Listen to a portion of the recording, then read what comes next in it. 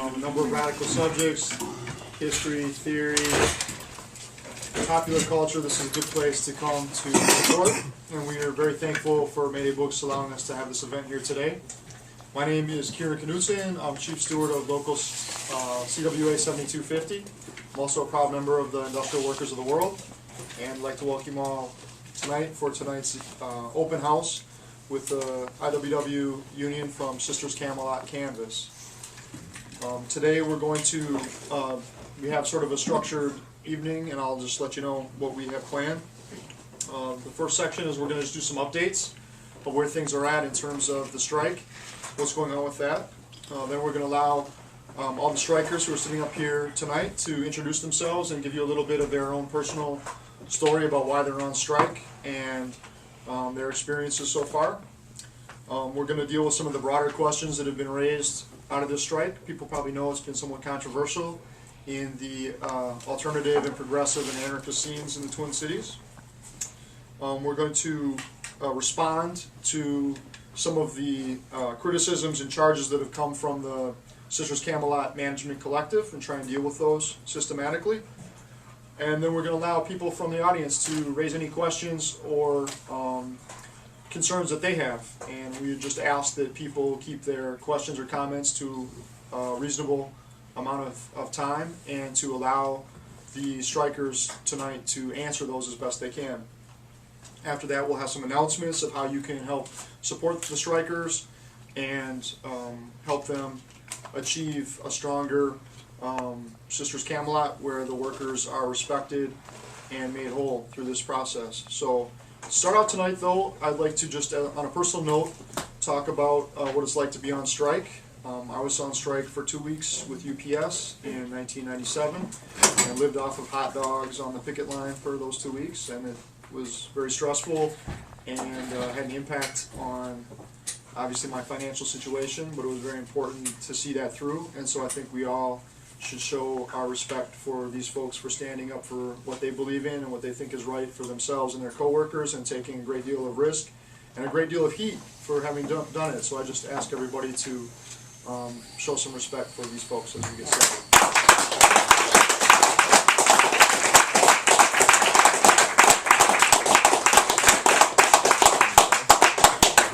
Then finally, before we get started, there is coffee.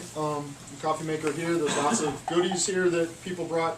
And the bathroom, if you need to use it, you'll have to come up through here, around back, and to your right, beyond the counter. So with that, I'd like to introduce one of the strikers, John, who's going to give us some updates on where things are at right now. All right. Hello, everybody. Yeah, we organized and formed our union a couple months ago. I think between December, January, and February was when we were really getting going on it. Monday, February 25th, at the collective meeting was when we went public to our bosses. Basically, we had a prepared statement that we read, and it was just stating how we love this organization. What we're doing is not supposed to be out of spite or anger, but in essence to help bring the organization closer together and work harder. Basically, we announced our unionization, and we demanded that negotiations begin the following Friday, which they agreed to. That was March 1st, and on that day, we explained our demands, gave them about an hour to break and talk about it, and we really just asked that they come back with a good faith measure of things getting started. At that time, they flat out refused to negotiate with our union at all. So that's when we went on strike. See, it's the 24th. It's been 24 days now. The following Monday collective meeting was March 4th. We all showed up to that, and there was quite a large show of support from the community on both sides. It was a full room that day, and they publicly fired one of our workers. Since then, we've still been on strike, obviously, and we're pretty much at a stalemate. This is our second open house event. We had one a couple weeks back, like Kieran said. It's a good turnout. We're hoping to recreate that again. Other than that, our forms of action I've consisted of community letters. We have a community statement that folks have been putting their names electronically on the internet. This Tuesday, the 19th, was when we started canvassing door to door in Seward. That was pretty much the card we were holding until the end. We didn't really want to do it, but we're canvassers, so we figured better take the issue to the doors and get community support because we haven't been able to get there so far. So yeah, in our 5 days of canvassing since Tuesday, we have gotten about 70 handwritten letters from folks in the community. It's been a pretty good response so far. Definitely a little up and down. It's a lot slower moving than normal canvassing, but it's been pretty overwhelming with the show of support we've been getting from the community. So yeah, tonight is just trying to move that forward, bring us together so we can end the strike. Alright, so now I'd like to give an opportunity for each of the strikers to kind of give a little bit of information about themselves and their decision to join the union and to go on strike. I thought maybe we'd start at the far end and work our way this way. And the first speaker is the notorious Shuggy. Hi, I'm Shuggy, Mississippi. I've been involved with Sisters Camelot since 2001. When the founder of the organization, Jeff Borowiak, left the organization, we had our first actual board of directors election. I was one of the board members elected then. Before that, it was just a group of people basically on paper. The first thing we did was start organizing to create a collective process that would run the organization. I became one of the founding collective members. I've been involved with the organization off and on ever since then. I was a canvas director off and on for 9 years. I left my job in 2009, went back to Sisters Camelot in 2011. I've been canvassing there since then. And I was here when we unionized, and I love Sisters Camelot, and I think this is the right thing to do. My name's Alex. I've been canvassing with Sisters Camelot on and off for a few years, more regularly, about a year. And, you know, since Shuggy got back, I didn't really notice it, but that's when he started, you know, manipulating me, like everything that I do, and think and control. And, you know, it kind of spread to other parts of the canvas. Maybe in all honesty, you know, this is the reason it's become such a huge issue. And since I've been working there, you know, no one's had more respect for the organization, put in more hours, more shifts than Shuggy. No one has checked someone else for doing something and say, oh, don't do that, you know, we're on the job, you know. We don't want to give bad name from I mean, not that we're going around, you know, busting windows and shit. But, yeah, I don't really have much else to say besides that. I wasn't here much preparing for the open house because I spent like 3 hours selling my bodily fluids because I don't have any other money besides that because I'm out of work. But, yeah, I'll relinquish. I'm Tiffany, and so I guess I decided to go on strike because actually I came into this neutrally, but after the first meeting I attended, I was pretty let down by the fact that someone was fired, by the fact that negotiations had yet to take place, and since then negotiations still not having taken place. So I mean, I feel like I'm just standing up for what I believe is right, and I think it's important for me to do that. Yeah, I mean, I just keep it short. If you have questions, feel free to ask me. My name's Will. I first became involved with Camelot about 5 years ago. I started canvassing about 4.5 years ago. I was a canvas director for a couple of years, starting about 2 years ago and until just recently. And, well, just kind of watched the organization grow. I'm pretty sure, like, for instance, like, the budget of the organization has about doubled since I first became involved. And, just, I've noticed some limitations that the collective has, and I just think unionizing is a good way to move forward and ensure that our voices are heard. I guess that's all I have to say right now. Okay. I'm Maria. I started working for Sisters Camelot pretty recently. It was, I believe, in November. I am new to the Twin Cities. I moved here in October, and I heard about Sisters Camelot through some friends of mine, and thought it sounded like a really awesome organization and something I could get behind, and so I started canvassing there. I have several years experience working with nonprofits, fundraising and organizing and doing different things like that. So I decided to work for another nonprofit and do more fundraising.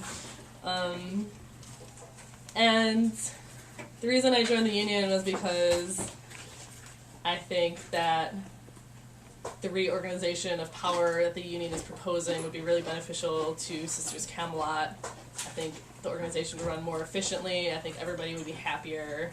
And I think it's important that people feel empowered in their workplace. And I think we all, deserve a right to our livelihoods and to be treated with respect on our jobs. So that's all I got to say for now. Hi everybody, I'm John. I've been working with Sisters Camelot on and off for about 4 years, a lot more consistently the last 2 years. I've been a canvasser since the end of 2006. It's actually been the only job that I've had since that time. I have a lot of experience going door to door and talking to people on the phones and raising money and getting letters and just general community organizing. My last job I quit because I was there for about 1.5 years and started realizing how the organization actually works, and I didn't really agree with that. Kind of told myself that I'd never canvass again, and then Sisters Camelot came around. It was a really, really relaxed place for me to go into. Wasn't political.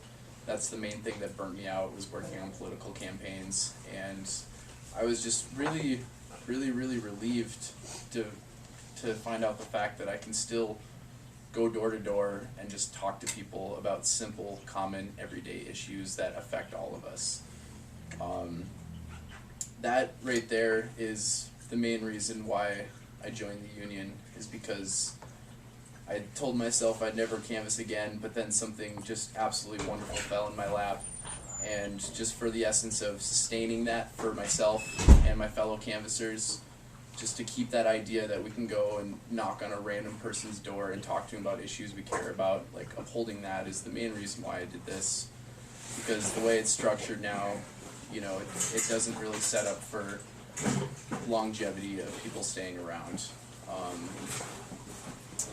Yeah, I just think that we have a lot of years of talented experience organizing amongst our whole crew, and I just really wish that we could have the same respect that we give the collective members to do their programs, to do ours as well. So, Hardy just walked in. Did you want to introduce yourself at all? I'm Hardy Coleman. I was a collective member for about 3 years. Canvas director, yes, the man, for about 1 year and 8 or 9 months, I think.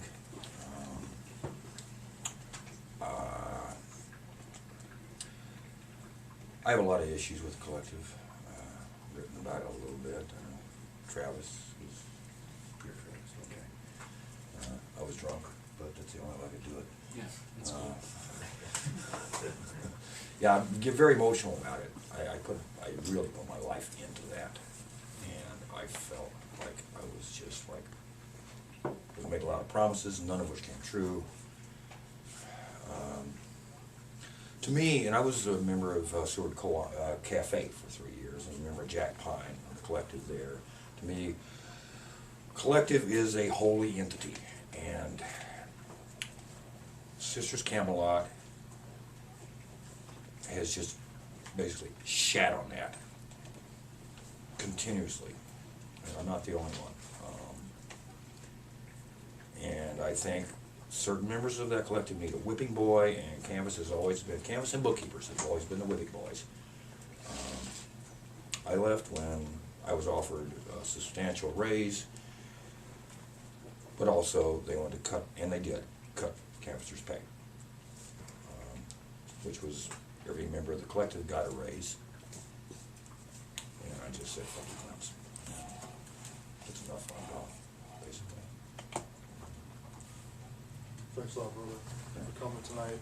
This is a good segue probably to talk about some of the broader issues that this has raised. Probably people know that there's been a bunch of controversies and a bunch of contentious issues around a number of the points about this. And so Maria and John, we're going to try and give the strikers' take on some of those broader issues. Yeah, we just, first of all, want to start out with how unions generally work and like the role of unions in the workplace. It's been a lot of charges against us that we've been too aggressive and that our unionizing tactic was too hostile. And we don't agree with that, and we'd like to have Travis talk a little bit about the role of unions and the protocol and how we follow that. So generally, how it works is that when workers have grievances, they sometimes, and in this case, they talk to each other about starting the union. They hopefully talk to everybody at the workplace and find out what their grievances are and start meeting and again, talk to more people and talk about their grievances, and eventually they compile a list of demands they want to present to management, and when they feel that the time is right, they go public to their managers, to their bosses. Until then, what they do is in secret, mainly because if management knew about it, they would probably get fired in any workplace. Sisters Camelot, no different than any other workplace. They would get fired if someone found out they were forming a union. They present their demands, and they ask to negotiate.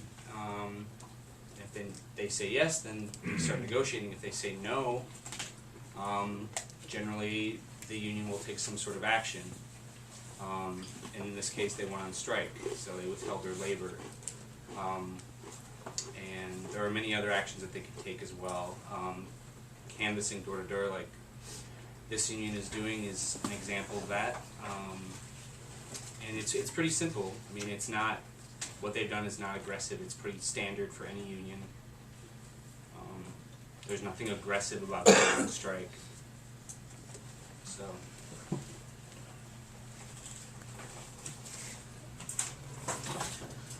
Cool. So I guess next is like how we unionized. It started back in early December, and we had a majority of our crew from the beginning when the idea was just thrown out. I think that there was like 5 or 6 of us. Right now we have 12 or 14 of us organized with the IWW. So it was pretty easy. We started having weekly meetings, and within a month we'd brought in, I think, 80% of the crew in. So in a lot of cases, I think like a vote needs to happen amongst the workers, and if like majority is there, then they have protection under the labor laws. I believe that's how it works, and we didn't even have to do that. It was a pretty no-brainer, common sense issue. So yeah, by the time we went public on the 25th, we were all organized card-carrying members of the IWW. Yeah, so just want to reiterate that we unionized ourselves. It was worker initiated. All of the canvassers who canvass regularly at Sisters Camelot are either part of the union or in support of the union. This wasn't some publicity stunt by the IWW. The IWW is not trying to take over Sisters Camelot. It was purely motivated by the workers. Someone want to add anything else to that?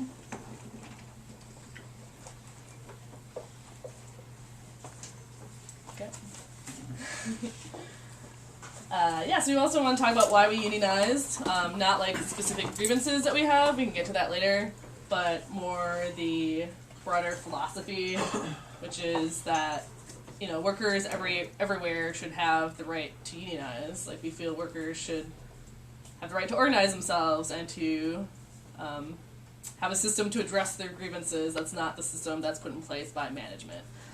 Every workplace has a system to address grievances. In some places, it might be a corporate institution where you fill out a form or whatever. At Sisters Camelot, there was a collective. We were supposed to go to the collective. But if it's set up by the management, then it usually favors the management. And I would say that was true in this case, and there's many canvassers who are uncomfortable approaching the collective. There's people who've tried to approach the collective for several years, and it's felt like their voices weren't heard. And unionizing just seemed like a great option, and we all agreed that it was. Does anyone else want to add anything? Yeah, I think like a big thing about it for me at least is just kind of like that empowering aspect, you know? Like, I've been involved with Sisters Camelot for a long enough time, and I've been primarily just a canvasser. I had a small opportunity to take crews out and be a manager for a short period of time, but that was stopped on recently. But basically what I'm saying is, like, I've worked here long enough that I feel like doing what we're doing should be a sign of dedication rather than anger and spite, you know? Like, this to me is showing that we care about our jobs so much that we actually think we can do it a little bit better than we are. But the only way we can do that is with help with the collective, you know, reasoning things out. So yeah, you know, it's just exercising that right to stand up for what you believe in and not backing down from it. It's really a big one for me. I like to say, I think that accountability is something that needs to come from the bottom up. I think it's very important that employers have to answer to their employees in any organization or company.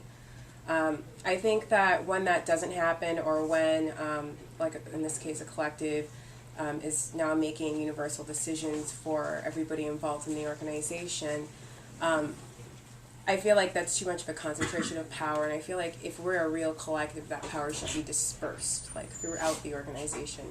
I feel like everyone that works for Sisters Camelot should have power over their work environment, and should have a say in hiring processes and firing processes as well. Like, we should be able to decide who we would like to work with as well. I don't feel like those decisions should be left up to people who are not even working in that environment.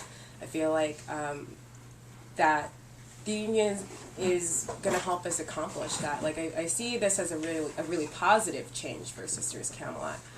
Change isn't always a bad thing, and it's scary for the people that are in power, but at the end of it, it's like ripping off a Band-Aid. I feel like things are going to just heal from here on out, provided that negotiations happen.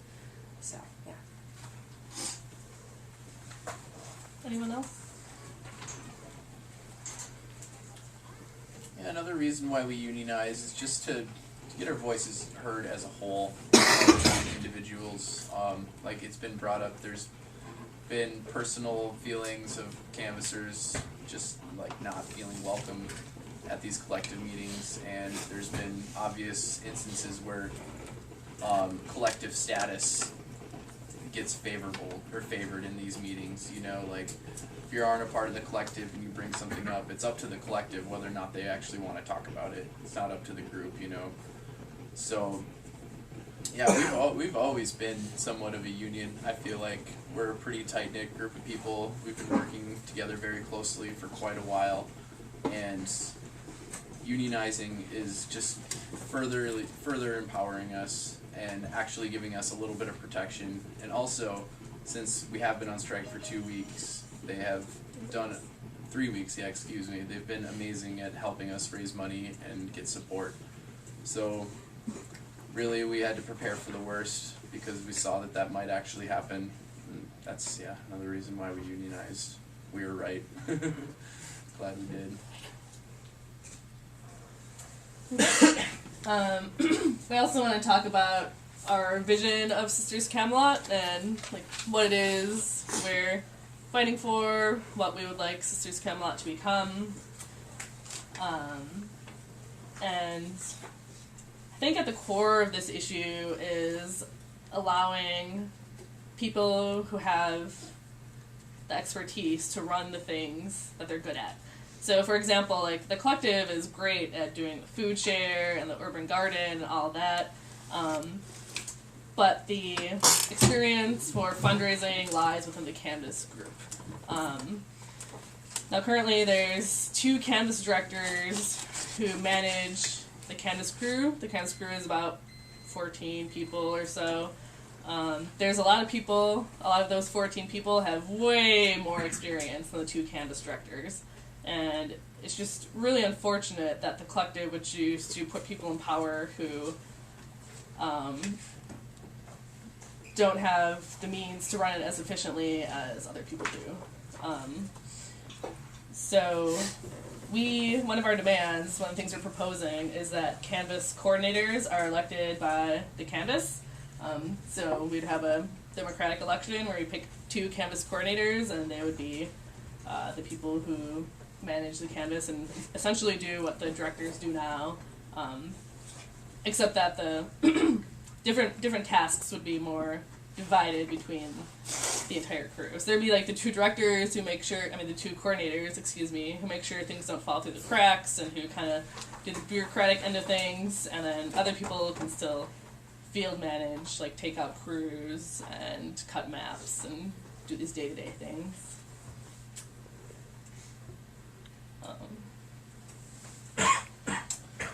Yeah, another big thing is like I haven't been around Sisters Camelot long enough to like see this develop, but since I've been there the last 4 years, I always have noticed a little bit of a disconnect between the collective and the Canvas, and I never really knew why. It just wasn't the most welcoming thing, you know. I've never been asked by a collective member to like come to any meetings or anything like that. And obviously, especially with what's going on now, this disconnection is getting even farther apart. But really, with a few of our demands, I really feel like this is a struggle to try to bring those things back together. One of our demands is a rotating union representative on the collective. So that means it would rotate amongst everybody in the Canvas as long as they're part of the union, and a different person would be at each collective meeting. So that's taking it away from just like having the 2 directors being required to be there every single day and giving us all kind of a requisition to be there.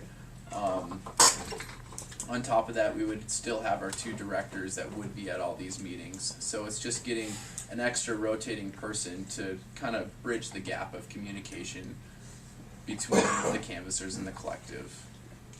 That's really what I saw in the beginning of this, but kind of the opposite is happening right now. Yeah. Another thing we're looking to do is to abolish the role of bosses within Sisters Camelot. So the way it is right now, the collective, it's a group of about 7 people. Yeah, 7 people exactly. And they have hiring and firing power over everybody else. So there's about 14 canvassers. That means they control 1/3 of the people, control everyone else. So what we're proposing in our demands is to have a union committee that controls hiring and firing.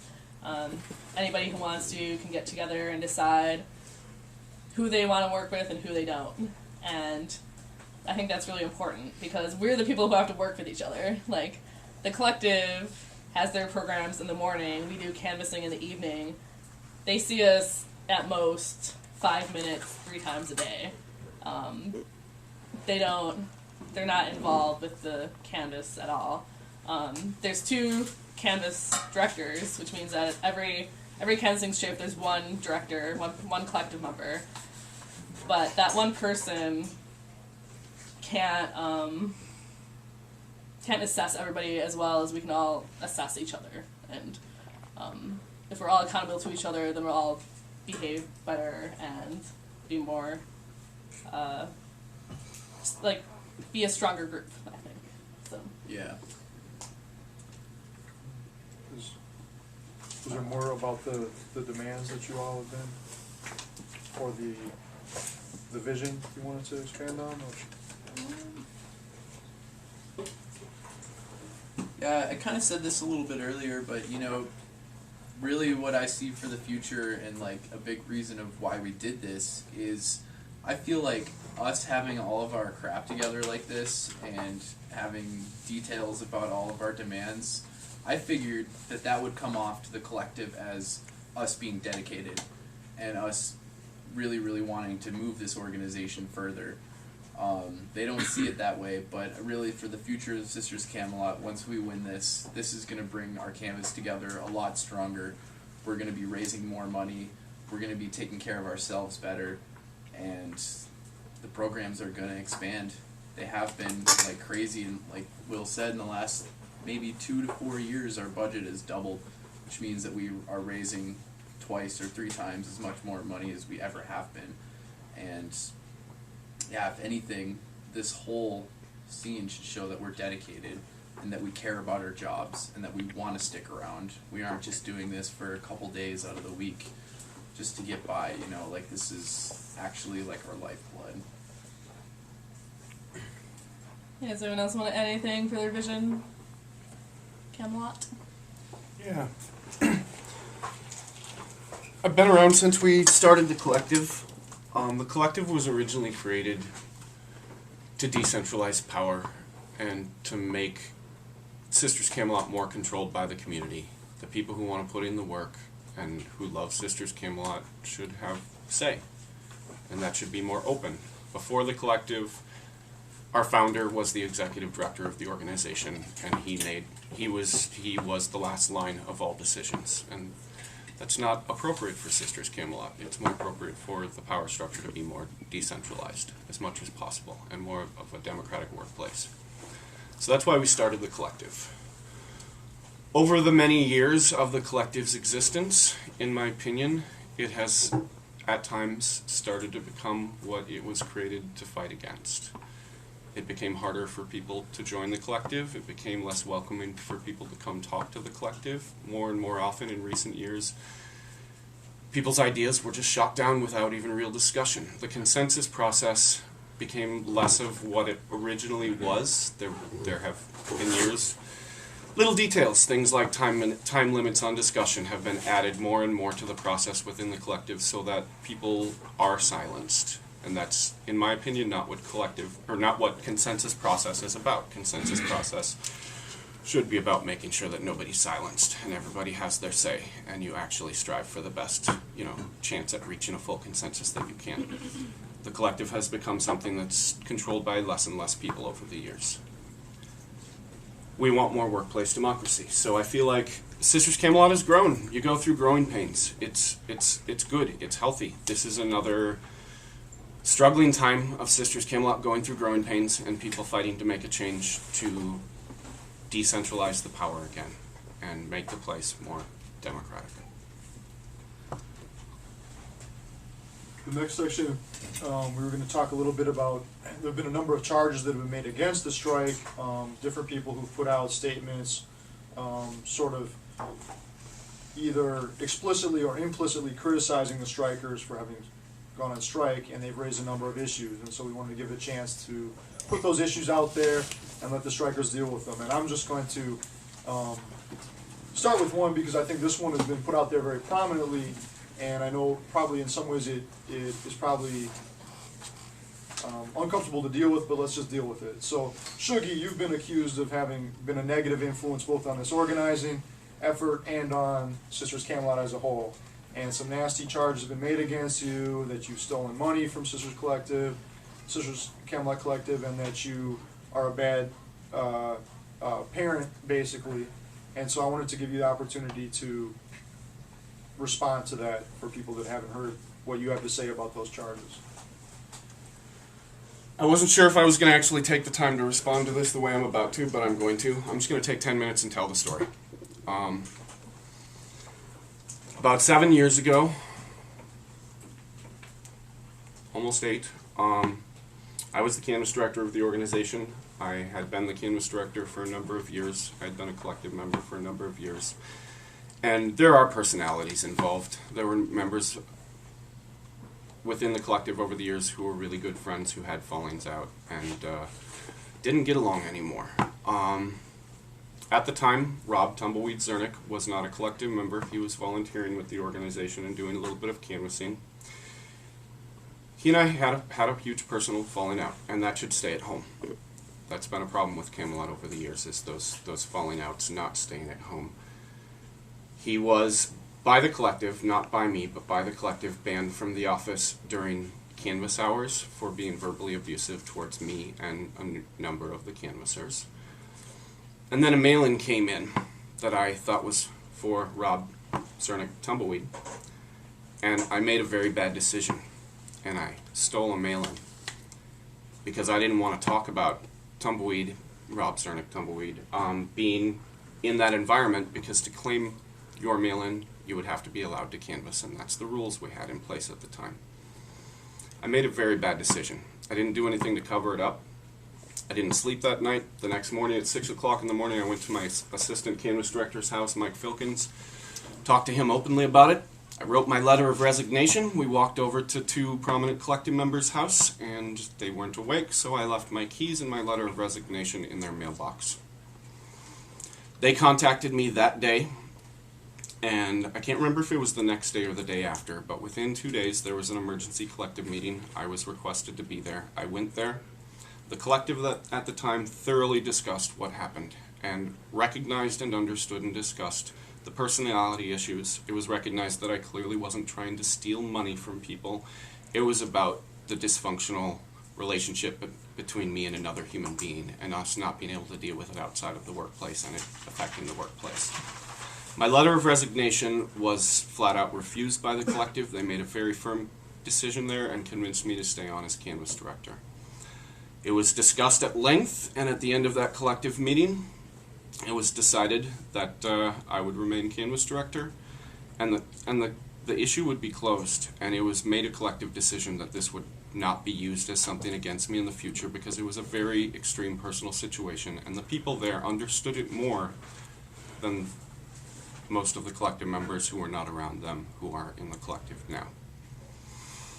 I continue to be canvas director off and on until 2009. In November of 2009, there was a fight at the end of that year. There was a struggle going on between me and the collective.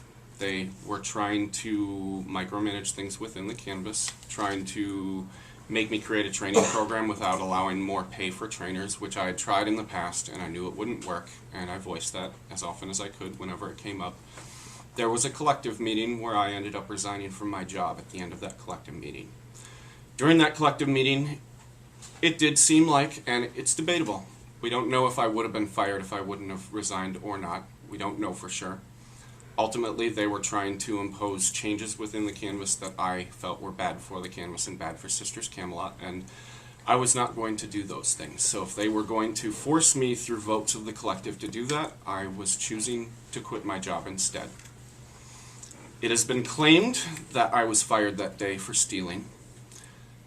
The accusations of theft or anything around that were never mentioned that day in that meeting, not once. It had nothing to do with the conversation.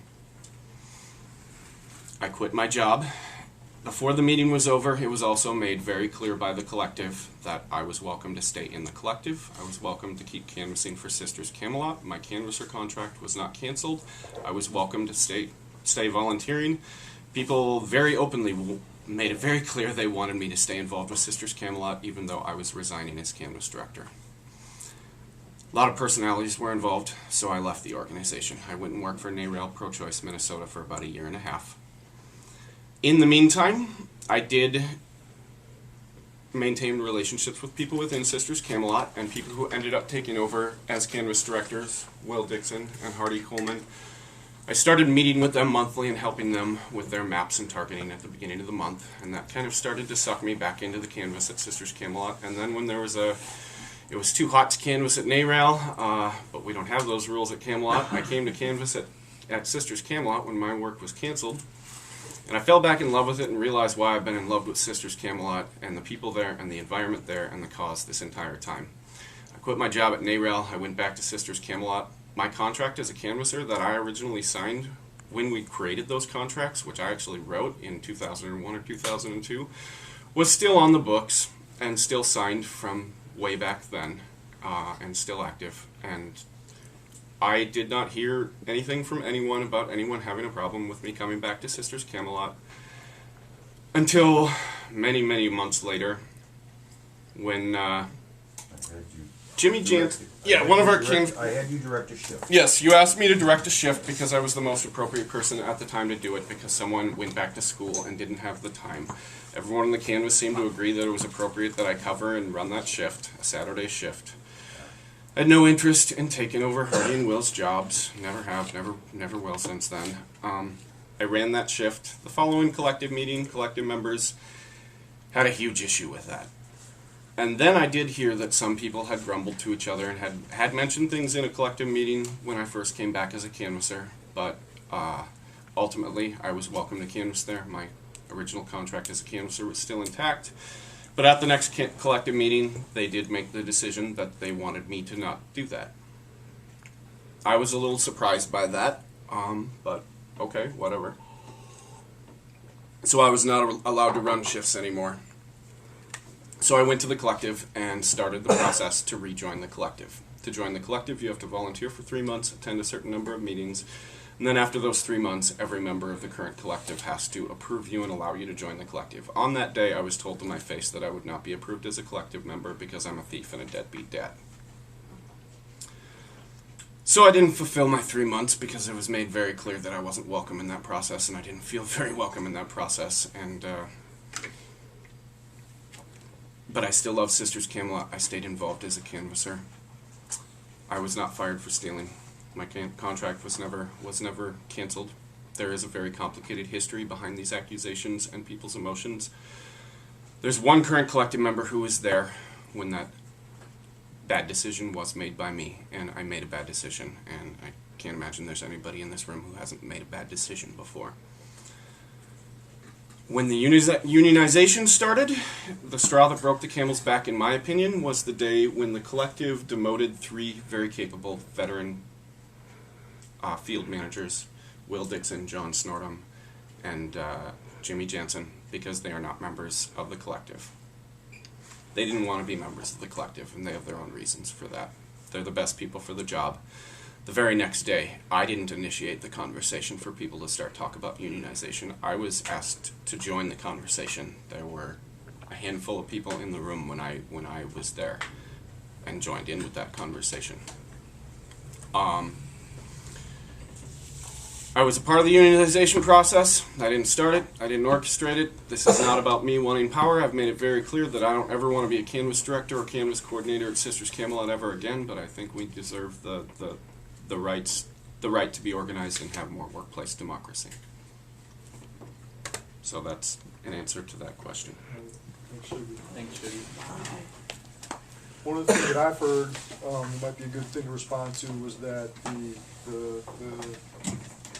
people have stated that the collective are not really management, and that if people had wanted to join the collective to make changes, they could have done that, and that this is creating some sort of tension between the canvas and the collective that didn't need to exist, and they're not really management over the canvas. So I wonder if somebody could maybe speak to that criticism. Am I capturing it about right? I know I've heard that. I know that. Why don't you go for that? Yeah. Well, for that, I'll just start by reading this definition from the National Labor Relations Act on what a supervisor is. It says the term supervisor means any individual having authority in the interest of the employer to hire, transfer, suspend, lay off, recall, promote, discharge, assign, reward, or discipline other employees or responsibly to direct them or to adjust their grievances, or effectively to recommend such action if in connection with the foregoing the exercise of such authority is not of a merely routine or clerical nature, but requires the use of independent judgment. So yeah, that's definitely what the collective is. Just because it's a collective doesn't mean they're not managers or supervisors or bosses. I really think it takes a lot of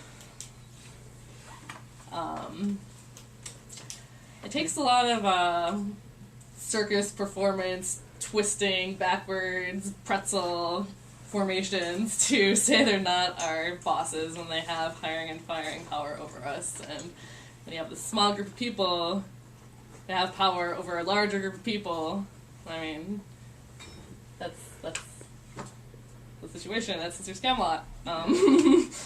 So I think it's pretty clear. Now, we're not saying they're horrible people because they're our bosses. We respect them. Some of us are friends with them. One of the collective members has even sided with us, was 100% on board with us.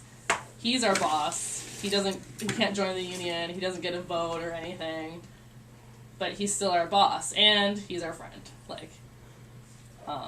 Now, if the rest of the collective wants to treat us as friends and as peers, I say look to Bobby Becker, and he's a great example of how to be a friend in this situation. So anyway, I'm going to have this NLRB definition up here. Yeah.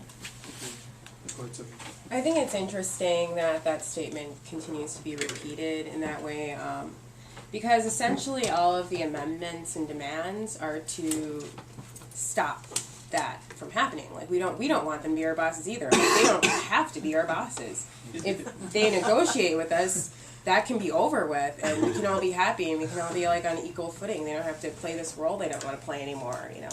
Just saying. Yeah, they frame it like we're forcing them into the role of bosses, and right after they said that, they fired one of us. We forced you to do that, really?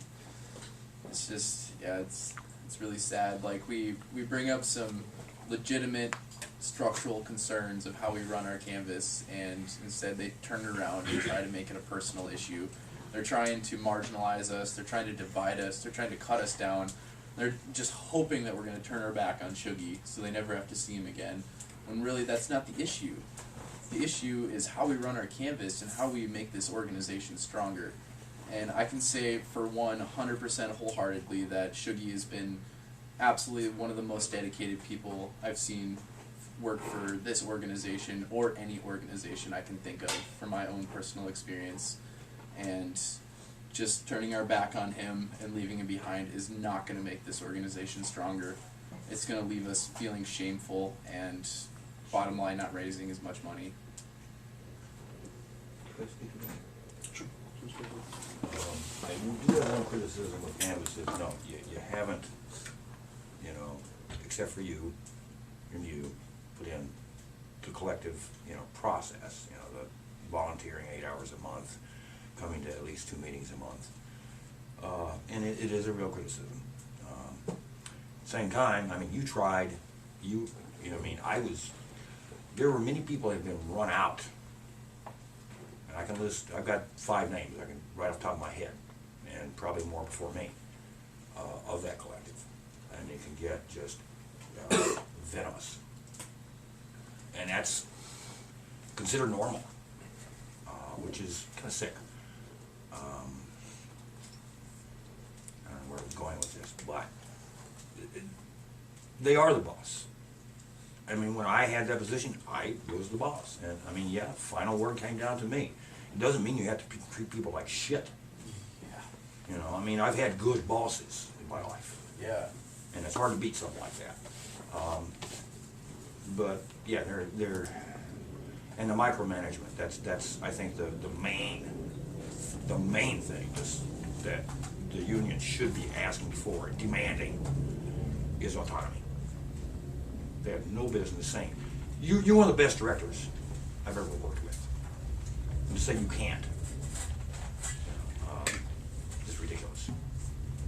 So I think autonomy, I mean, that's because as long as they can get their fingers in the pot, they're gonna stir it.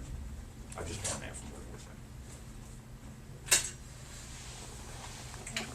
with them.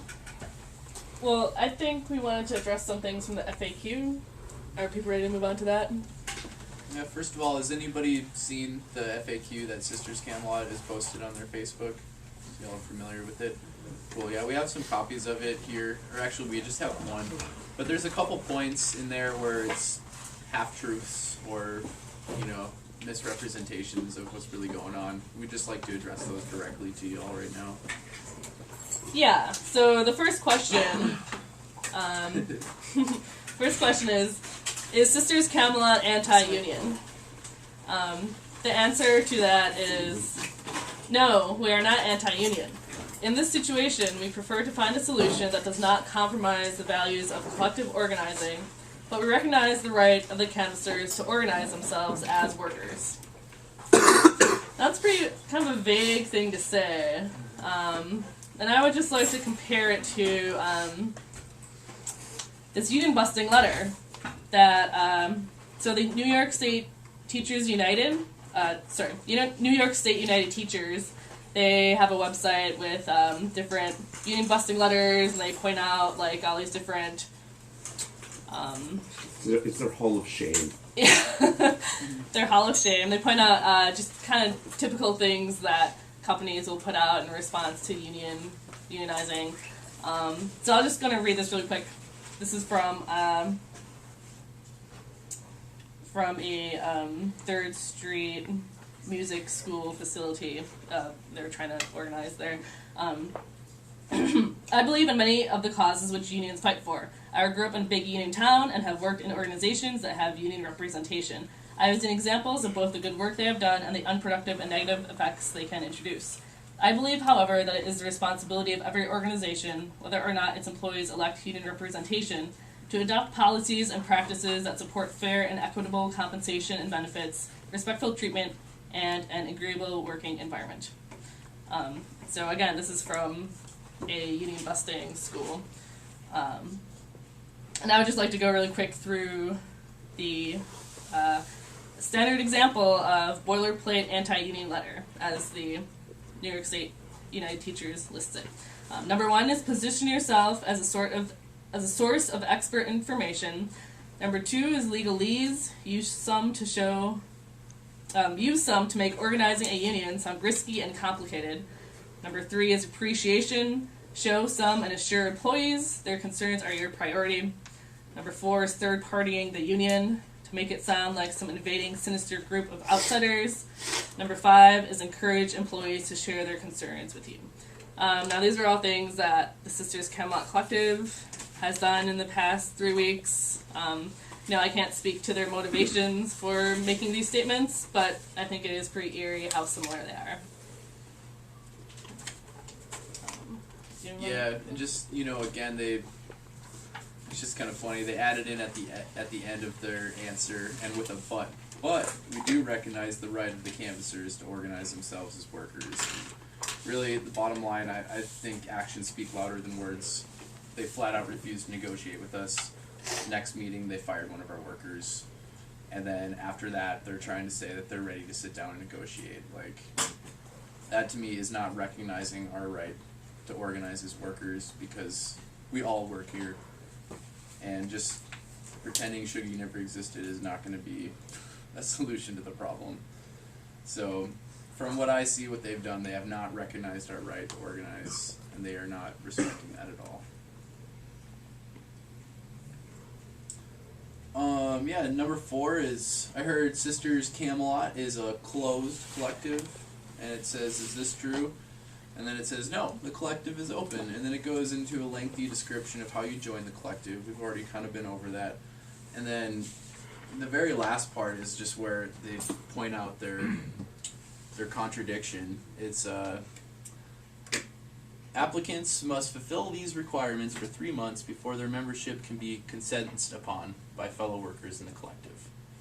And that right there just means that it's closed, and being a closed collective is not a bad thing. We're not ragging on that, but it's just they're trying to show like this issue of transparency that really isn't there, you know.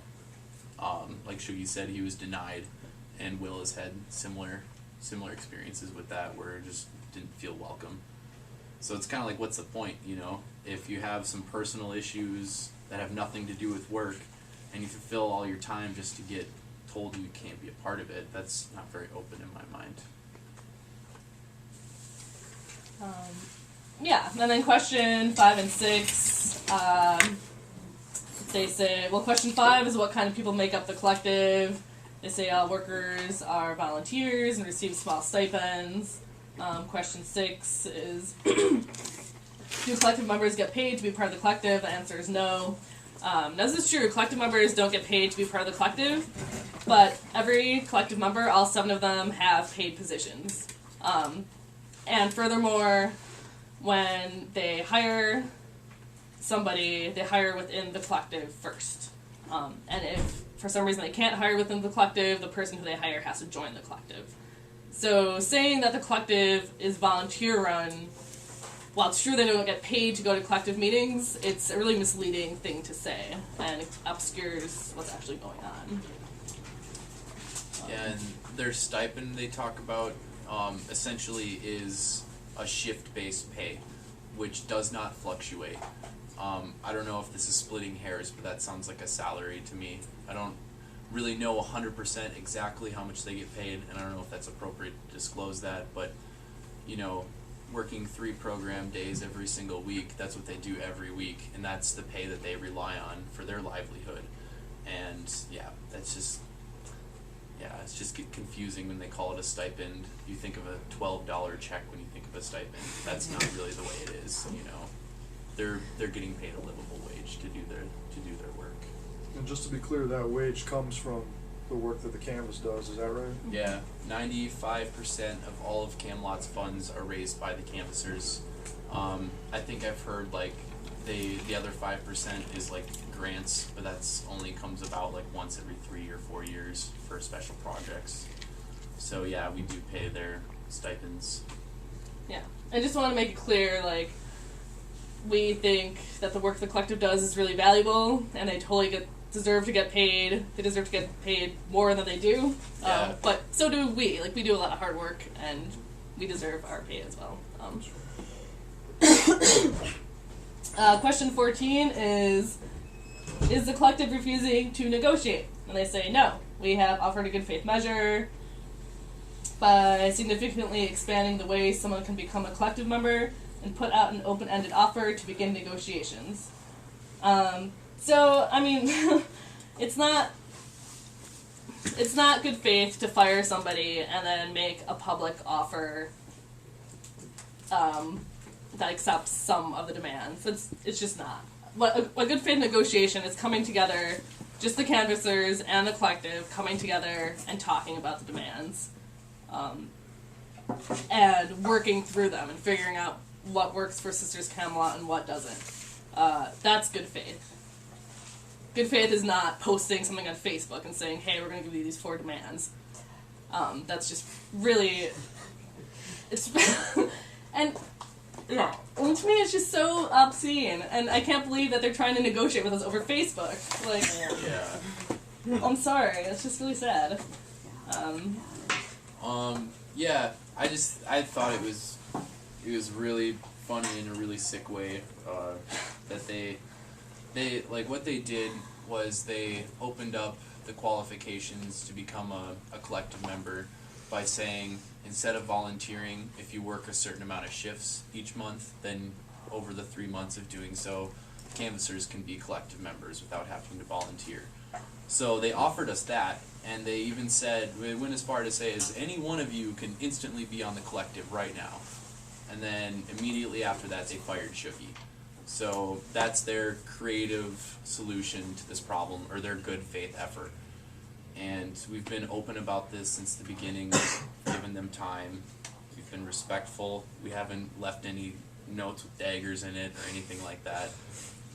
We feel like we've done as much good faith as we can, and it's not to say that the time for that is over, but yeah, a little difference of perspective, I guess. And number 18, the question is, has a collective member been left out of the consensus process?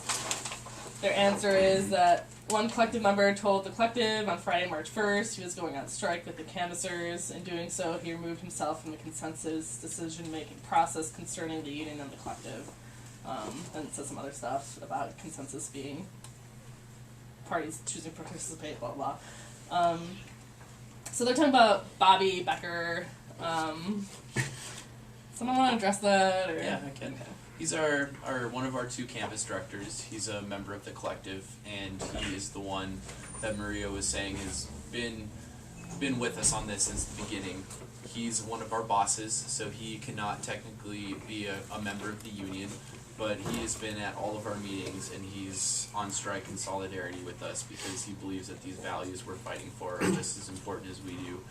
On that day that we went on strike because they refused to negotiate, Bobby walked out with us, of course, and that was Friday, and the next collective meeting was Monday, and that's when they fired Shuggy. It's to my knowledge that, if the collective is meeting outside of their normal time, they should inform other collective members of it. We went by the whole weekend, Bobby not hearing a single word about any of this. So they're just like going about it in a sideways fashion, saying that because you went on strike, that means that you're forfeiting all of your participation in the collective process, which I don't know why those two things are joined together. Maybe they're just assuming, making an ass out of everybody, that goes. But it's just really sad that they just went behind his back and did not include him. They didn't even go about as far as to tell them that he wasn't going to be included. They just made the decisions without his knowledge, and it was a surprise to us on Monday. Yeah, I guess their model of consensus or their bylaws and how a collective is run, they're able to justify it with other means, saying if you were to vote, it would affect his job, so that's why he can't vote. I don't know. It's really confusing the way that they're trying to back that up, but Can I clarify that a little bit? yeah, please. There is a precedent at Sisters Camelot where there is a policy that a collective member cannot have a vote when they're voting on something that directly affects their job at Sisters Camelot. And Bobby Becker, as a canvas director, that means that if they were to be talking about a raise for him, he can't vote on it, or talking about specific things, like when I resigned, when they're talking about what they want to mandate to change about the canvas. Even if I disagreed with it that day, I couldn't personally block it, which is why I quit my job instead. There could be an argument made based on that if they're looking at this as we're going to war, collective and canvasser union, then decisions that we make that affect this situation are considered strategy discussions and strategy decisions, and Bobby Becker is a supporter of the union, and it affects his job. There could be an argument made that means he doesn't have a vote and things like that. But it can be also very clearly said and reiterated that they have said very clearly that firing me had nothing to do with the unionization or the union drive or the campaign having to do with us wanting to be recognized as a union, which means Bobby Becker's vote should be counted, and Bobby Becker tried to block that vote to fire me. So that's the first example of how my firing could potentially be illegal, not even talking about labor law. There is an issue of conflict of interest. However, it is not a policy. And also, the other canvas director, Muskrat, was not kicked out of the collective process like Bobby was. It was done for political reasons and not based on any kind of collective process. Yeah, I want to move us along here quickly so we can get to the question and answer. I know that's what everyone's here for. Yeah, we're on our last one, right? Yeah, but then there's this one thing. Yeah. Alright, well, last one is with the financial demands of the canvassers, St. Sisters Camelot. It says based on a budget from 2012, a base pay raise of 5%, which is one of the things we're asking for, would have pushed the organization into a deficit of $8,784.67. Right there, you know, that number is pretty accurate. That's about how much 5% of our total money raised last year was, but the wording is a little unclear. They say deficit. They make it sound like that is in the red, you know, below zero, when really, I think the definition of that word is like, that's just like taking away from their final end number. So it's not like they're going to be negative. Yeah, they even put a deficit of negative $8,000. It's definitely going to cost them that, but it's not going to bring them into the red. And this is based off a $250,000 annual budget. So that $8,000, what was that, like 3% or something? Yeah. Yeah, it's a pretty small number for the considerable amount of money that we raise every year. But actually, on that point, just to clarify really quick, we did get the 2012 profit loss numbers, and it does actually look like 5% would be in the red, 8,000. Oh, okay. Yeah.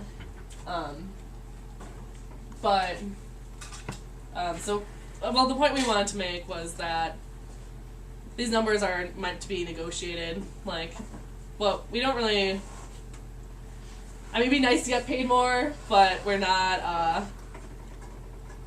like hard-lining 5% base pay raise, or like, you know, these are things that are meant to be negotiated. Yeah, it's not what this union drive is all about, you know. I need to plug the meter, but you ought to hardline that one. 'Cause I feel like that. Also, there's two sides to the coin. Sisters Camelot, over the years, we've year in and year out we've grown. We've been able to raise more and more money. As more money is raised, more of that money is then allocated to make the amazing programs of Sisters Camelot more effective and bigger. The kitchen bus didn't even exist as like a paid program until just a handful of years ago. So that was one of those things. We raised enough money to be able to create a kitchen bus coordinator program and get it out there feeding people regularly, rather than just the occasional community event, which is what it was for many, many years. That's a good thing. That's growth. Then we raised more and more money, hired another kitchen bus coordinator. And then the kitchen bus, next thing you know, is going out 3 days a week feeding hot meals. That's amazing. We should do these things. But while we're growing and raising more money, there's nothing wrong with talking about every once in a while investing some of that money as you're getting bigger into making the workplace better for the canvassers. And that's just a discussion that hasn't been happening. We love what they do. They should love what we do too. Also, yeah, to reiterate, our demands, we're a union. We put out a list of demands. It doesn't mean for the union to be recognized and for negotiation to be in good faith and complete that all our demands have to be met. They're flexible. Some of them are not. But we don't have to say publicly which ones those are, but I can say for sure that the ones that have to do with us getting paid more money are definitely flexible, because that's not why we're doing this. It's more about workplace democracy and respect. They are getting 100% of nothing right Yeah.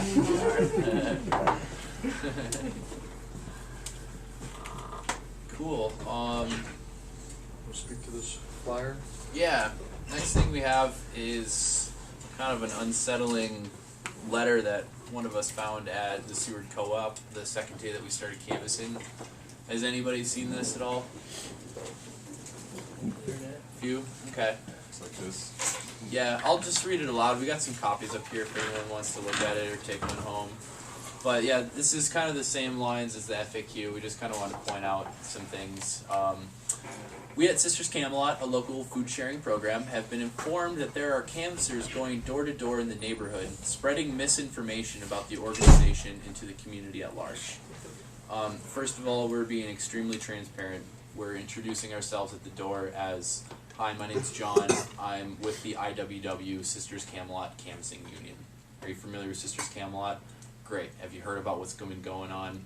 We're here to inform people, answer questions, and engage them in pressure upon the collective. And we tell them we're on strike. Yeah, and to tell them that we're on strike. And then, to continue their letter, we would like to apologize for the intrusion and clear up any confusion. There's currently a conflict between the canvassers who recently unionized under the IWW, the Open Sisters Camelot Collective. I put those quotations there. That's just another thing I want to point out that does programming. Canvassers went on strike an hour after presenting us with their demands on March 1st. That, in essence, is true, but like it just makes them sound like we threw them at them and then threw a fit and then went on strike. We gave them our demands. We gave them an hour to break and talk about it. We asked that they come back with a good faith effort, and they flat out refused to negotiate. I really, truly believe that it's not us who caused this strike. They're the ones who really caused this strike. So to continue, ever since an initial and brief period of internal reflection, we have been ready and willing to negotiate with the canvassers on their demands, which is not true.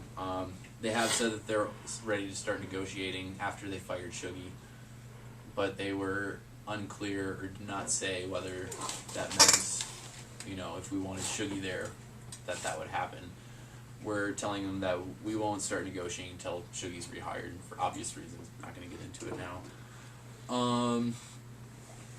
Our only condition, here it is that one individual who has previously abused power within the organization and refuses to be accountable for it have no further access to do so. We feel this condition is essential to the future health and sustainability of Sisters Camelot.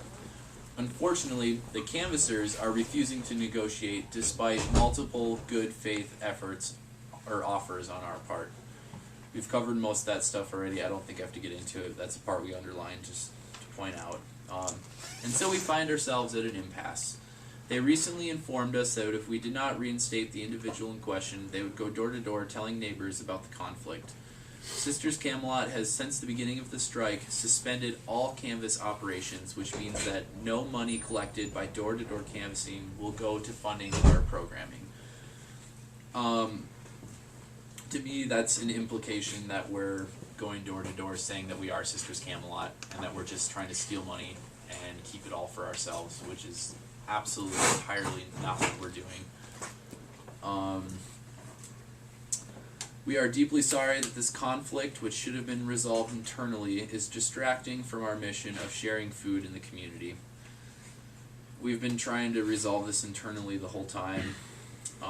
We haven't been interrupting the food share or the food bus. I'm not sure where we were going with that. Yeah, like saying that it should have been resolved internally, it sounds maybe like they're implying that we shouldn't have formed a union, like we're bringing a third party into it or something. I'm not really sure, but yeah. And they say, but instead it's been distracting us from our mission of sharing free food in the community. When really, like I said, we're not the ones who caused the strike. They're the ones who are allowing themselves to be distracted from their real mission by petty personal issues with people from the past. And then, yeah, if you want to know more, go to our website, see our statements, any questions about this matter, or want to tell us about your contact with the canvasser, email us at our email. Once again, thank you. And so, yeah, that was just a little unsettling. They claim that we're spreading misinformation, and really, it kind of seems like what they're doing. Not sure. yeah, I think we should move on. Alright, so for the question and answer period, we'd love to have people to ask questions. This is an opportunity to get information, and we just ask that you keep it to a reasonable length of time. And we'll also, what I'll do is I'll recognize people, and I'll try and keep a stack. And if y'all can help me do that, that'd be great. And then I'll invite people from the panel to try and answer the questions before we move on to the next person. And we'll try and make sure that everybody gets a chance to speak, so that everybody leaves out of here feeling like they had their issue addressed. So with that, I will start with, I see David. Is there anybody else who'd like to ask you a question? Go ahead. Hey, David Sundin. I am IWW member, and also I work in the public schools, and my local is SEIU 284, who does a lot of political work in coalition with, among others, Take Action Minnesota. And I saw reference to something about take action, having some position and maybe taking some action around the strike. And I really would dearly love to hear what that's about. I can respond to that. Well, I used to work with Take Action, so I know these people. Or it was just a response to 3 posts. In response, it was on Facebook. It was a response to our posting that we started door knocking and raising community support. And I've heard chatter from them. They seem to be self-interested in turf getting burned. Their opinion is that Seward already hates canvassers, so this is just going to make it worse for them to canvass. When really, Seward likes us a lot more than they like Take Action Minnesota, because Take Action Minnesota is, just another political organization, whereas we actually give food to people. And so I just made a joking comment that, they are pretty, they're coming right out against workers' rights and grassroots campaigning, which is exactly what we're doing. We're grassroots campaigning, going door to door, raising support for this important issue that'll affect this organization that's